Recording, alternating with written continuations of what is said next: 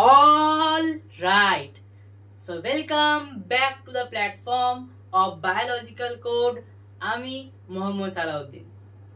তো আজকে আমাদের জীবনের প্রবাহমানতা এই চ্যাপ্টারের লেকচার 10। আমরা লাস্ট এই চ্যাপ্টারে পড়েছিলাম অযৌন জননটা, ঠিক আছে।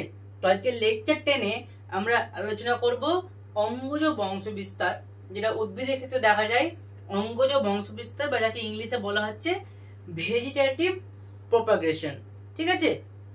তো আজকে আমরা অঙ্গজ বংশবিস্তারটা স্টার্ট করব।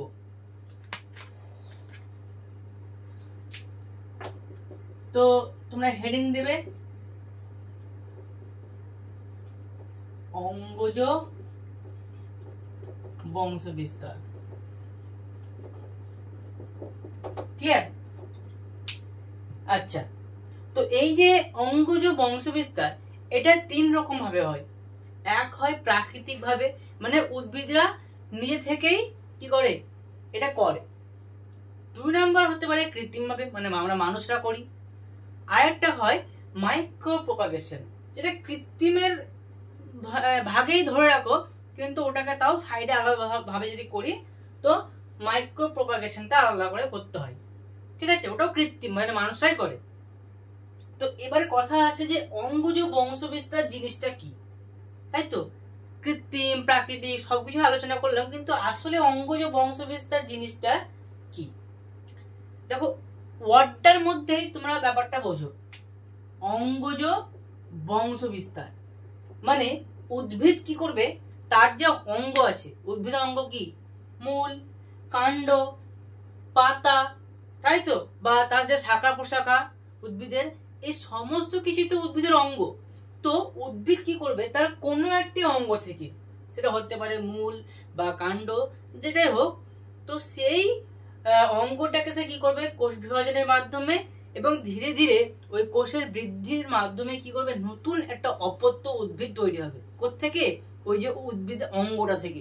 তাহলে ব্যাপারটা কি হচ্ছে, উদ্ভিদের যে কোনো একটা অঙ্গ, ধরে নিলাম একটা ডাল, এটা একটা, তো এখান থেকে একটা পূর্ণাঙ্গ যে অপত্য উদ্ভিদ ভাবে সৃষ্টি হলো, হ্যাঁ, এই যে একটা পূর্ণাঙ্গ অপত্য উদ্ভিদ যে সৃষ্টি হওয়ার যে পর্যায় বা যে ঘটনা, তাকে বলা হচ্ছে কি অঙ্গজ বংশবিস্তার। মানে উদ্ভিদ নিজের অঙ্গের দ্বারা কি করছে, বংশের বৃদ্ধি ঘটাচ্ছে।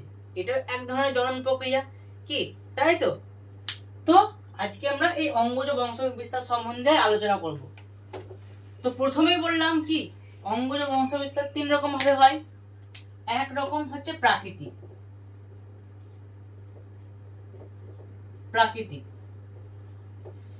এবং একটা কৃত্রিম। মাইক্রো প্রপাগেশনটা আমি কৃত্রিমের মধ্যেই রাখছি, ঠিক আছে, ওটা আলাদা করে লিখছি না। তাহলে কি হলো, প্রাকৃতিক ভাবে একটা করছি আমরা, একটা কৃত্রিম। প্রাকৃতিক ভাবে বলতে কি বোঝাচ্ছে, মানে উদ্ভিদ কি করবে, নিজে থেকেই, এখানে মানুষের কোনো রকম ভূমিকা থাকবে না। উদ্ভিদ নিজে থেকেই তার কোনো একটা বিশেষ অঙ্গকে কাজে লাগিয়ে কি করবে, সেই অঙ্গের যে কোষ আছে, সেই কোষের বৃদ্ধি ঘটাবে, বিভাজন করবে, নিয়ে একটা অপত্য উদ্ভিদ তৈরি করবে। তো কিভাবে হয়, একরকম হতে পারে মূলের দ্বারা। প্রথমত হয় মূলের দ্বারা। দেখো মূলের দ্বারা কিভাবে হচ্ছে, তোমরা নিশ্চয়ই অনেকে শাকালু বা মিষ্টি আলু হয়, রাঙা আলু, অনেকেই খেয়েছো। তো এই আলুর ক্ষেত্রে কি হয়, উদ্ভিদ তার যে মূল থাকে, মাটির নিচে যে মূল থাকে, সেখানে রসস্ফীতি ঘটায়। মানে সেখানে যে মূলগুলো আছে, সেই মূলগুলো কি হচ্ছে, ওইখানে বেশি বেশি করে খাদ্য সঞ্চয় করে, নিয়ে মূলের একটা অংশ দেখবা অনেকটা স্ফীত হয়ে ওঠে, যেটা আমরা খাদ্য হিসেবে গ্রহণ করি, আলু যেটা। তো ওই যে আলুটা ছোট্ট যে আলুটা তৈরি হলো, তাকে বলা হচ্ছে কন্দাল মূল। কি বলা হচ্ছে তাকে বলা হচ্ছে কন্দাল মূল, ক্লিয়ার? তো শাকালু হোক বা রাঙালু হোক, যে আলুগুলো আমরা খাচ্ছি, ওই আলু থেকে আবার নতুন অপত্য উদ্ভিদ কিন্তু তৈরি হতে পারে, ঠিক আছে। এবং আলুটা আমরা কি খাই, মূল, তো মাটির নিচে যে মূলটা দেখবে, আলু তুলবো, দেখবে সব মূলের গায়ে গায়ে আলুগুলো লেগে থাকে, ঠিক আছে। সেটা কেন হচ্ছে, কারণ উদ্ভিদ ওই মূলের কি হয়, বেশি বেশি করে খাদ্য সঞ্চয় করে রাখে, এবং তার মূলের কোনো একটা পার্ট বেশি বেশি করে খাদ্য সঞ্চয়ের ফলে সেটা স্ফীত হয়ে ওঠে, মোটা হয়ে ওঠে এবং যেটা আমরা খাদ্য হিসেবে গ্রহণ করে, যাকে বলা হচ্ছে কন্দাল মূল। এবং ওই কন্দাল মূল থেকে কি হয়, পরবর্তীকালে নতুন অপত্য উদ্ভিদ তৈরি হয়। দেখবে যারা আলু চাষ করে তারা কিন্তু ছোট ছোট আলুগুলোকে কোনো একটা বিশেষ প্রক্রিয়ার মাধ্যমে মাটিতে পুঁতে দেয় এবং সেখান থেকে আবার অপত্য উদ্ভিদ তৈরি হয়। তাহলে মূলের দ্বারা হলো, তাহলে মূলের দ্বারা আমরা কি উদাহরণ দিলাম, প্রথমত যে আলু, এবার হতে পারে সেটা রাঙালু হোক বা শাক আলু যেটা আছে, রাঙা আলু বা মিষ্টি আলু যেটা বলছে, বা শাক আলু।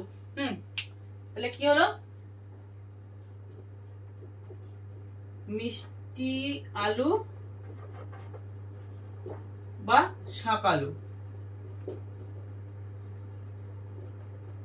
ঠিক আছে, মিষ্টি আলু বা শাক আলু এ হলো। তো এরা আলুগুলো কি করছে, মূলের দ্বারা করছে বংশ বিস্তার। কিসের দ্বারা করছে, মূলের দ্বারা, ঠিক আছে। এছাড়াও পটলও হয়, আমি যদি পটলের উদাহরণ দিয়ে দেওয়া হবে, পটলও হয়, পটলের কি হচ্ছে, মূলের দ্বারা বংশ বিস্তার করছে, ঠিক আছে। এবং সবগুলো হচ্ছে কি আমরা প্রাকৃতিক সম্বন্ধে আলোচনা করছি, ক্লিয়ার। এবার হলো, এবার আমরা দেখবো কাণ্ডের দ্বারা, এবার আমরা কি দেখবো, কাণ্ডের দ্বারা, ক্লিয়ার।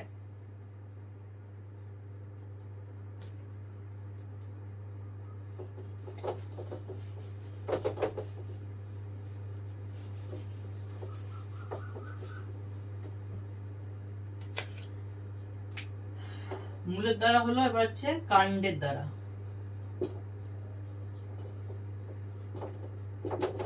তাহলে কাণ্ডের দ্বারা কারা কারা বংশ বিস্তার করছে, কারা কারা করছে, আদা হয়, আদা করে, ওল, ঠিক আছে। কি কি হলো, আদা, ওল, ঠিক আছে, এরা কি হচ্ছে কাণ্ডের দ্বারা হচ্ছে। আরেকটা বিশেষ উদ্ভিদ আছে যেটা আমরা সচরাচর পুকুরে দেখতে পাই, মানে ওটা পুকুরেই হয়, নাম নিশ্চয়ই বুঝতে পারছো, কচুরিপানা। তো এই কচুরিপানা কি করছে, কাণ্ডের দ্বারা এরা কি করছে, বংশ বিস্তার করছে। কিভাবে, দেখবে কচুরিপানার যে কাণ্ড সেটা কিন্তু খুব বড় হয় না, এবং মাটি অনেকটা, মাটি কিছুটা কাণ্ড দেখবে জলের উপরে থাকে এবং কাণ্ডের কিছুটা অংশ জলের একটু নিচে থাকে, এবং সেটা কেমন ভাবে থাকে, অনুভূমিক ভাবে, ক্লিয়ার। কেমন ভাবে থাকবে, এটা অনুভূমিক ভাবে থাকবে। তো কাণ্ড ছোট, তাহলে কাণ্ডের যে পর্ব মধ্যগুলো আছে বা পর্বগুলো আছে সেগুলো ছোট হবে, কি তাই তো। তো কচুরিপানার যে পর্ব মধ্য, কচুরিপানার যে পর্বগুলো আছে সেই পর্ব মধ্যগুলোকে বলা হয় কি, খর্বধাবক বা অফসেট। কি বলা হয়, খর্বধাবক বা অফসেট। তাহলে এই কচুরিপানা কি করছে, যখন তার কাণ্ডের কোন অংশ ভেঙে যায় বা মূল যে উদ্ভিদটাকে সেখান থেকে আলাদা হয়ে যায়, তখন কিন্তু কচুরিপানাটা মরে যায় এমন না। ওই যে ভাঙা যে কাণ্ডটা, ওই ভাঙা কাণ্ড থেকেই আবার কি হয়, নতুন কচুরিপানা উদ্ভিদ তৈরি হয়। তাহলে কি হচ্ছে, কাণ্ডের দ্বারা কি করছে, কচুরিপানাও জনন করছে, মানে বংশ বিস্তার করছে। এবং এই কচুরিপানা উদ্ভিদ কিন্তু খুবই দ্রুত বংশ বিস্তার করতে পারে, খুবই দ্রুত বংশ বিস্তার করে। একটা কচুরিপানাকে যদি তুমি জলে ছেড়ে দাও তো কিছুদিনের মধ্যে তোমার পুরো পুকুরটাই ভর্তি হয়ে যাবে, এত স্পিডে বংশ বিস্তার করে এরা। কচুরিপানা হয়, তারপরে টোপা পানা, কচুরিপানা, টোপা পানা, এই সবগুলোই কিন্তু কি হচ্ছে, কাণ্ডের দ্বারা বংশ বিস্তার করছে। তাহলে কচুরিপানা কেমন করে বংশ বিস্তার করছে বুঝতে পারলা, এদের কাণ্ড ছোট, পর্ব মধ্যগুলো ছোট হবে। এবার যখন কি হচ্ছে, কচুরিপানা ধরো কোনো কারণে যদি কাণ্ড ভেঙে যায় বা মূল উদ্ভিদ থেকে যদি আলাদা হয়ে যায়, তাহলে এদের যে পর্ব মধ্য বা অফসেট, ওখান থেকে কি হয়, মূল নিচের দিকে বেরিয়ে যায়, এভাবে জলের নিচে থাকে এবং আবার নতুন উদ্ভিদ ওখান থেকে তৈরি হয়, অপত্য উদ্ভিদ, ক্লিয়ার। তাহলে কচুরিপানা কিসের দ্বারা করছে, কচুরিপানা করছে খর্বধাবক বা অফসেট, ঠিক আছে, অফসেট বা খর্বধাবক, এর দ্বারা সে কি করছে, বংশ বিস্তার করছে। এবং এটা খুবই ইম্পর্টেন্ট কোশ্চেন, 1 নম্বরে এমসিকিউ বা এসএকিউ হিসেবে দেয়, ঠিক আছে, এটা মনে রাখবা। তাহলে কি হলো, কাণ্ড হলো, মূল হলো। এবার আমরা দেখবো যে পাতার মাধ্যমে বংশ বিস্তার করা, পাতার মাধ্যমেও কিন্তু উদ্ভিদরা বংশ বিস্তার করে, ঠিক আছে। পাতা তো উদ্ভিদের একটা অঙ্গ, পাতার মাধ্যমেও উদ্ভিদরা বংশ বিস্তার করে। কিভাবে করছে দেখো,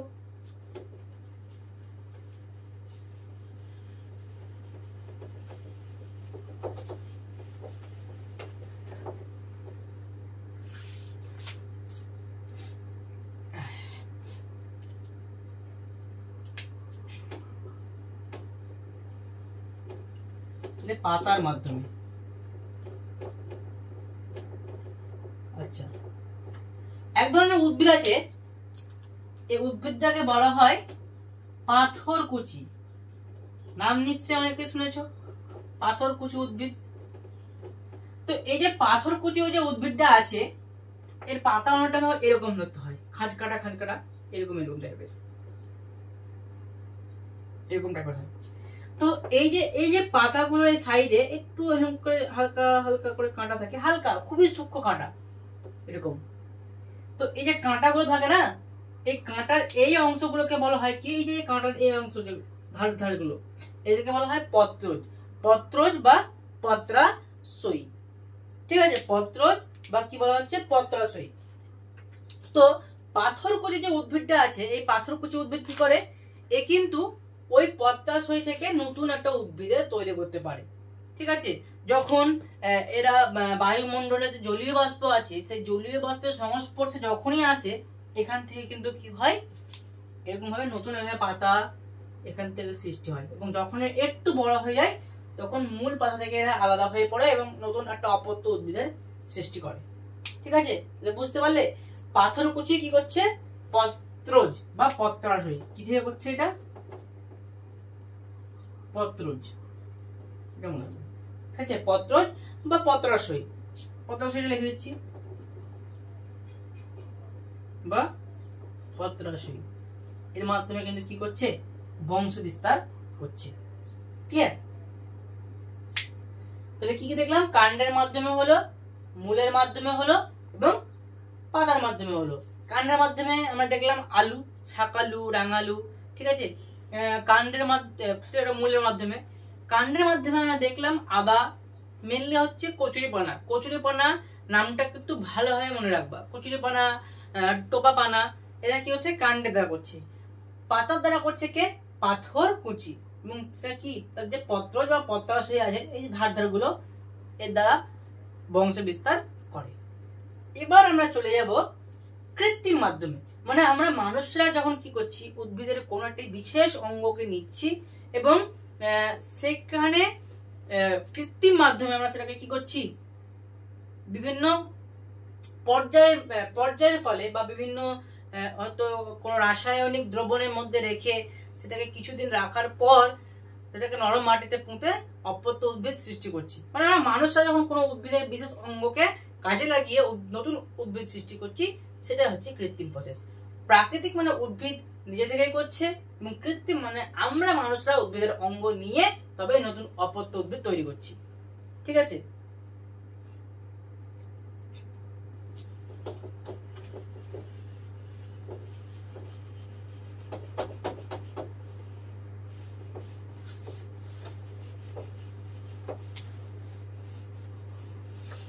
আচ্ছা, তাহলে আমরা এবার আলোচনা করব কৃত্রিম প্রসেস সম্বন্ধে।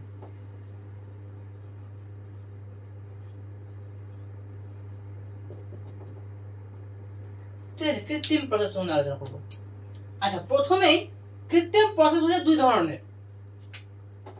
কি কি কৃত্রিম প্রসেস হচ্ছে দুই ধরনের, একটা হচ্ছে শাখা কলম, যাকে আমরা বলি কাটিং, আরেকটা হচ্ছে কি জোড় কলম। ঠিক আছে, যা বলা হয় গ্রাফটিং।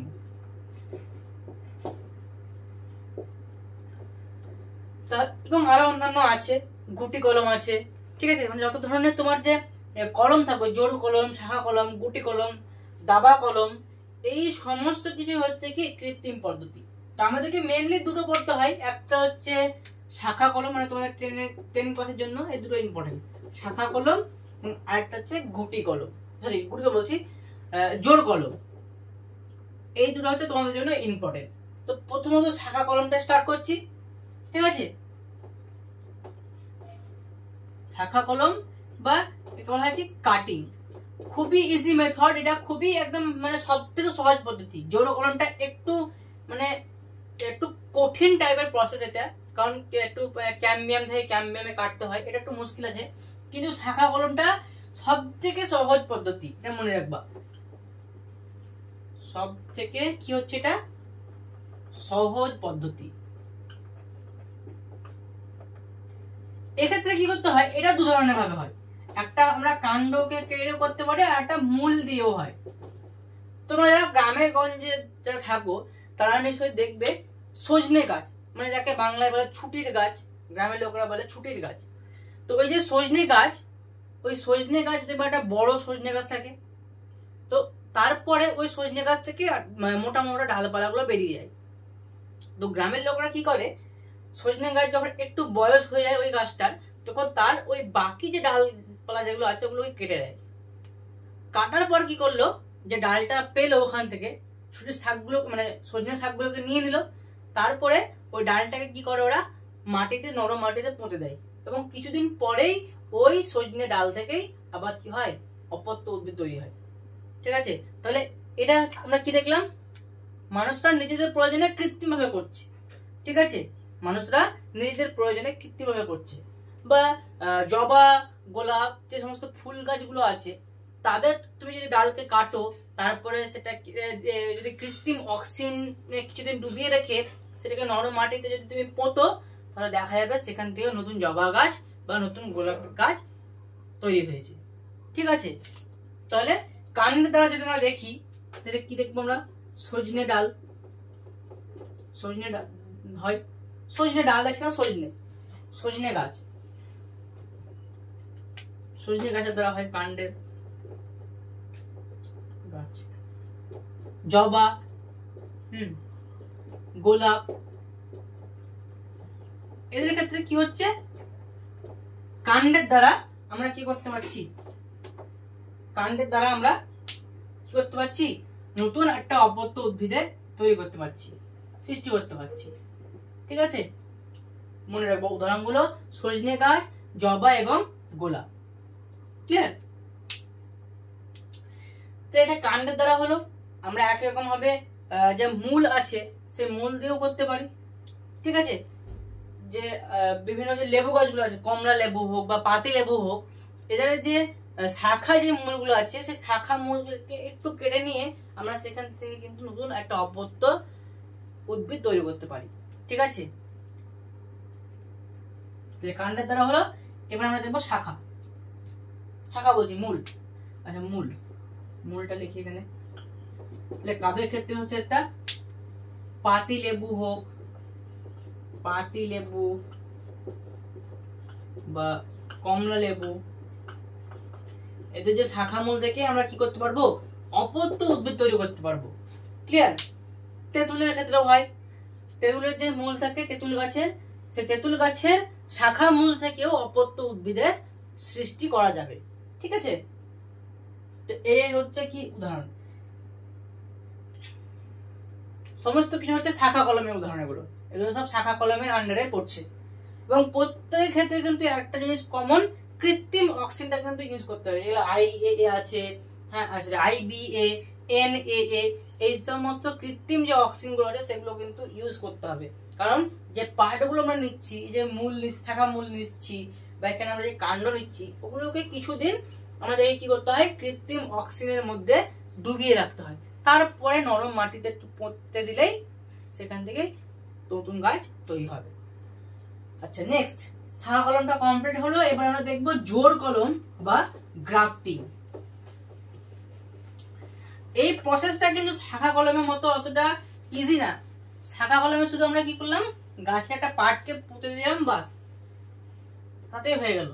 কিন্তু জোড় কলমে একটু মানে টাইম লাগে, দেখভাল করতে হয় অনেকটাই।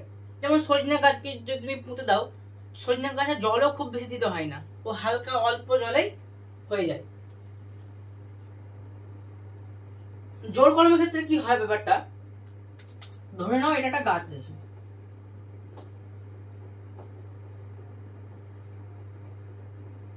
একটা গাছ আছে এখানে,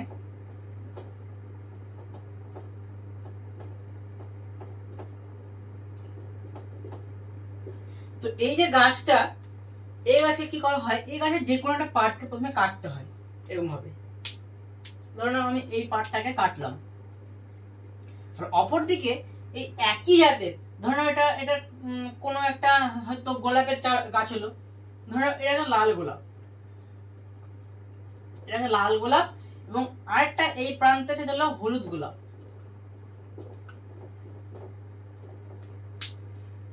এই গাছ, তো আমি কি করলাম, লাল গোলাপের যে ডাল ছিল ও এই যে পার্টটা, উপরের পার্টটা, এটাকে আমি কি করে এখন কেটে দিয়েছি, এবং এখান থেকে হলুদ গোলাপের একটা ডাল আমি এখান থেকে নিয়ে এলাম,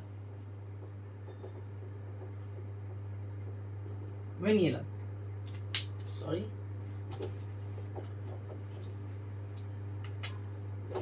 হলুদ গোলাপের একটা ডাল আমি এখান থেকে নিয়ে এলাম।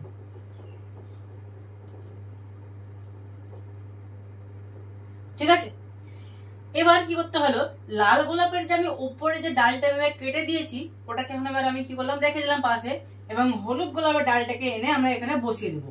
তারপরে একটু এখানে অক্সিজেন, যে কৃত্রিম অক্সিজেন আছে সেটাকে দিয়ে ভালোভাবে এটাকে কি করতে হবে, এরকম ভাবে কোনো সুতো হোক, তার গায়ে একটা ধরে নাও চট নয়, কোনো একটা বস্তা হোক হালকা কেটে সেটাকে এখানে পাশে লাগিয়ে দিয়ে দড়ি দিয়ে এভাবে বেঁধে দিতে হবে, এবং অবশ্যই কিন্তু কৃত্রিম অক্সিজেন ওই কাটা স্থানে কিন্তু প্রয়োগ করতে হবে। কিছুদিন পর যখন তুমি এটাকে খুলবে, মোটামুটি 21 দিন বা 20 দিন রাখবে, তারপরে যখন তুমি এটাকে খুলবে এভাবে দেখবে এই কিন্তু কি হয়েছে, জোড়া লেগে গেছে। তারপরে একই গাছেই লাল এবং হলুদ গোলাপ কিন্তু তুমি দেখতে পাবে। এটাই হচ্ছে কি জোড় কলম।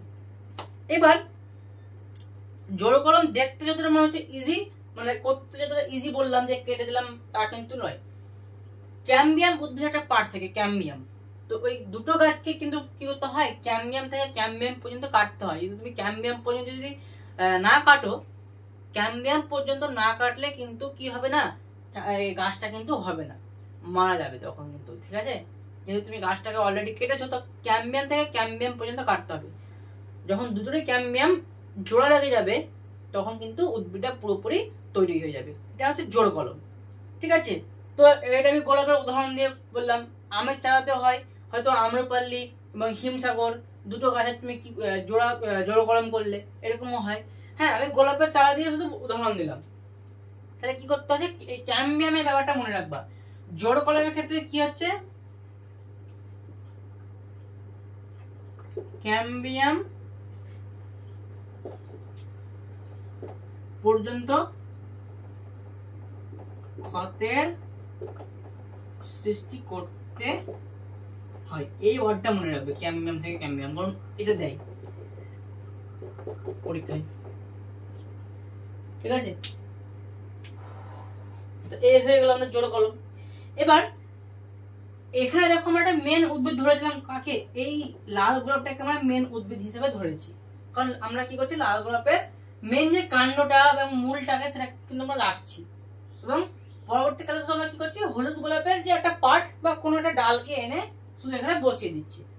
তো লাল গোলাপটাকে কিন্তু আমরা কি করছি না, মাটি থেকে কিন্তু তুলছি না বা কিছু করছি না, শুধু ওপরের পার্টটা কাটছি। তাই এই যে লাল গোলাপটা, একে বলা হয় স্টক, একে বলা হয় স্টক, মেন যে উদ্ভিদ আমরা ধরি। ঠিক আছে, এবং যে পার্টটা আমরা স্টকের উপর লাগাবো, যে উদ্ভিদের পার্টটা আমরা স্টকের উপর লাগাবো, অবশ্যই কিন্তু একই জাতের উদ্ভিদ হওয়া দরকার। ঠিক আছে, তো যে পার্টটা আমরা কি করব, এই স্টকের উপর এনে লাগাবো, একে বলা হয় শিয়ন, একে বলা হচ্ছে শিয়ন। ক্লিয়ার? স্টক কোনটা, মেন যে উদ্ভিদটা যেটা মাটির মধ্যে থাকছে লেগে, সেটা হচ্ছে স্টক, এবং স্টকের উপর আমরা যে ডালটা বা উদ্ভিদের যে পার্টটা লাগাচ্ছি সেটাকে বলা হচ্ছে শিয়ন। ক্লিয়ার? তো এই হয়ে গেল আমাদের জোড় কলম। এবার আরেকটা মেন যেটা বাকি আছে সেটা হচ্ছে আমাদের কি বললাম, মাইক্রো প্রপাগেশন। ঠিক আছে, মাইক্রো প্রপাগেশন বা অনুবিস্তার যেটা বলা হচ্ছে, সেটা আমরা পড়বো এবার। তো নিশ্চয়ই বুঝতে পারলে শাখা কলম এবং জোড় কলমের ব্যাপারটা। আচ্ছা, এবার চলো আমরা চলে যাই মাইক্রো প্রপাগেশনে।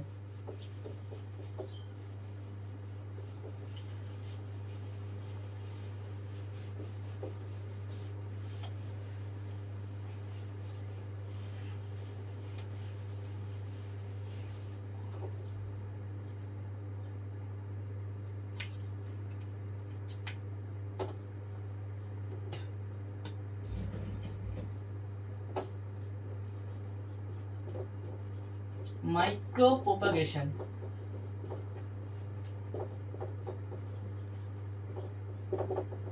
দেখো ওয়ার্ডটা ভালো করে ফলো করো। কি বলছে? মাইক্রো। মাইক্রো মাইক্রো মানে কি? ক্ষুদ্র বা ছোট্ট, তাই তো। তো এখানে আমরা কি করব? উদ্ভিদের সব থেকে যে ক্ষুদ্র পার্ট, উদ্ভিদের সব থেকে ক্ষুদ্র পার্ট কি? তার কোষ। তো আমরা এখানে কি করব? এখানে উদ্ভিদের আমরা কোষকে নিব, কোষ বা কলা, ঠিক আছে, সেটাকে আমরা প্রথমে কি করব? নিব। তো এই প্রসেসে কি করতে হয়? ফার্স্ট একটা এক্সপ্ল্যান্ট হিসেবে নিতে হয়, ঠিক আছে। প্রথমত কি করতে হয়? একটা এক্সপ্ল্যান্ট নিতে হয়। এক্সপ্ল্যান্ট কোনটা? ওই যে বললাম ক্ষুদ্র যে কোষ এবং কলা আমরা ধরছি, ক্ষুদ্র কোষ বা কলা, এরাই হচ্ছে আমাদের কি? এরাই হচ্ছে এক্সপ্ল্যান্ট। তো প্রথমে এক্সপ্ল্যান্ট নিলাম, তারপরে ওই এক্সপ্ল্যান্টটাকে কি করতে হয়? নেক্সট প্রসেসে আমাদের কি করতে হবে? ওটাকে একটা পরিপোষক মাধ্যমে রাখতে হবে, ঠিক আছে। কি করতে হবে? আমাদেরকে একটা পরিপোষক মাধ্যমে রাখতে হবে। পরিপোষক মাধ্যম হয় বা যে কালচার মিডিয়াম যাকে বলছে, কালচার মিডিয়াম বা কর্ষণ মাধ্যম, যেটা বলবা, একটা পরিপোষক মাধ্যম বা কালচার মিডিয়ামে আমি কি করলাম? আমাদের এক্সপ্ল্যান্ট মানে ওই যে উদ্ভিদের কোষ বা কলাটাকে রাখলাম। নেক্সট কি হবে? এখান থেকে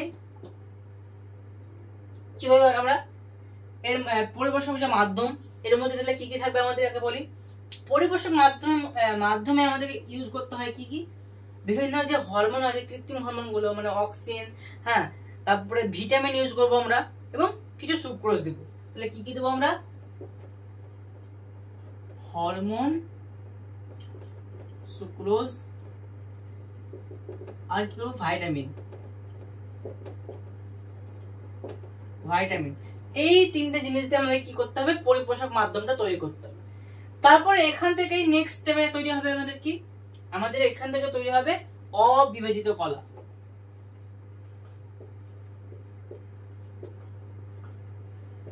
অবিভাজিত কলা, ক্লিয়ার?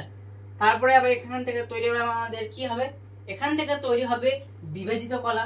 অবিভাজিত কলা বা একে বলা হয় ক্যালাস, ঠিক আছে। একে বলা হয় কি? একে বলা হয় ক্যালাস। সেখান থেকে তৈরি হবে আমাদের কি? বিভাজিত কলা।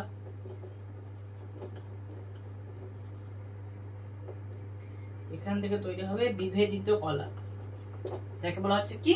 যাকে বলা হচ্ছে এমব্রয়েড। এমব্রয়েড।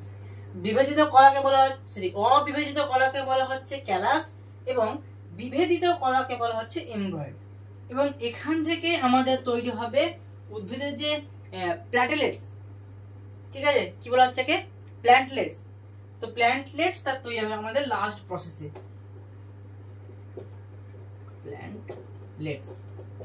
প্ল্যান্টলেটস আমাদের তৈরি হয়ে গেল। এবং এই যে প্ল্যান্টলেটস গুলো যেগুলো তৈরি হলো, এগুলোকে যখন আমাদের গ্রিন হাউস যে রুমটা যেটা আছে, তো সেই ওই রুমে যখন আমরা রাখবো, বা একটা নির্দিষ্ট একটা এমন টেম্পারেচারে রাখতে হবে যেখানে সেখানে কি হয়?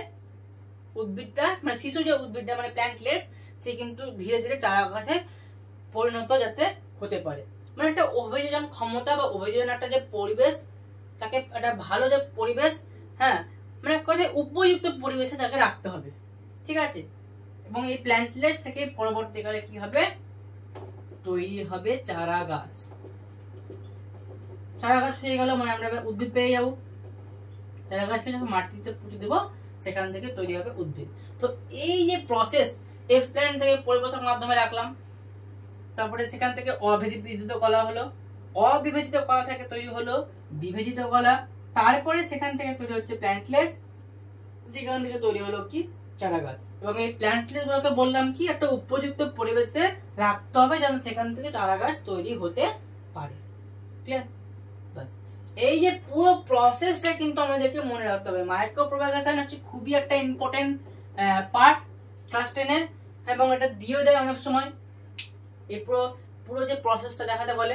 তো অবশ্যই মাইক্রো প্রপাগেশনটা তোমরা মনে রাখবা। এবং এর অনেক সুবিধা আছে। অল্প সময়ে আমরা বিভিন্ন ভ্যারাইটি কি করতে পারি, বিভিন্ন ভ্যারাইটি যে অপত্য উদ্ভিদ যেটা পাই, ঠিক আছে। এবং যে উদ্ভিদ তৈরি হবে সেটা একদম পুরো বিশুদ্ধ, একদম ভাইরাস মুক্ত একটা উদ্ভিদ কিন্তু সেখান থেকে তৈরি হবে।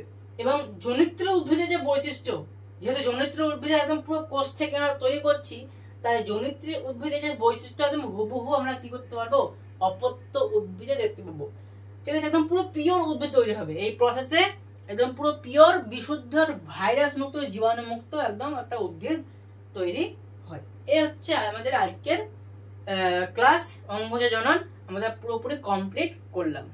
নেক্সট আমাদের এখনো যে যৌন জননটা বাকি আছে, কিন্তু যৌন জননটা আমি আজকে আর পড়াবো না, এমনি সিম্পল মুখে বলে দিচ্ছি। অযৌন জননের ক্ষেত্রে দেখছিলাম যে আমরা একটা প্রাণী দিয়েই পুরো কি করতে পারি, জননটা সম্পন্ন করতে পারি। কিন্তু যৌন জনন আমি বারবার বলেছি এখানে দুটো জীবের প্রয়োজন, পুরুষ এবং মহিলা, এবং অবশ্যই একটা গ্যামেট তৈরি হবে, ঠিক আছে। পুরুষদের আলাদা গ্যামেট এবং স্ত্রীদের আলাদা গ্যামেট তৈরি হবে, এবং গ্যামেটের মিলনের ফলে তৈরি হবে কি, অপত্য জীব। ক্লিয়ার? এতটুকুই যৌন জনন সম্বন্ধে, আর কিছু সেরকম এই তোমাদের ক্লাস 10 এ দরকার নেই, ঠিক আছে। এবং অবশ্যই অযৌন জনন এবং যৌন জননের পার্থক্যটা কিন্তু মনে রাখতে হবে, কারণ পার্থক্যটা পরীক্ষায় দেয়। আবারও বলে দিলাম, পার্থক্যটা কিন্তু করে রাখবা, ঠিক আছে। কারণ মাধ্যমিকে এটা একদম মানে প্রতি বছরই কমন থাকে, হয়তো এক বছর পড়লো আর এক বছর পড়লো না, এরকম থাকে। কিন্তু পার্থক্যটা কিন্তু করবা। ওইদিকে সাইটোকাইনেসিস ক্যারিওকাইনেসিসের পার্থক্য, মাইটোসিস মিওসিস কোষ বিভাজনের পার্থক্য, এগুলো কিছু কিছু গুরুত্বপূর্ণ পার্থক্য আছে, ঠিক আছে। এগুলো কিন্তু একটু করে রাখতে হবে। উদ্ভিদের সাইটোকাইনেসিস এবং প্রাণীর সাইটোকাইনেসিস, প্রাণী কোষের, উদ্ভিদ কোষের সাইটোকাইনেসিস এবং প্রাণী কোষের সাইটোকাইনেসিসের পার্থক্যটাও কিন্তু দিয়ে দেয়, ওটা নিজেকে করতে হবে বানিয়ে।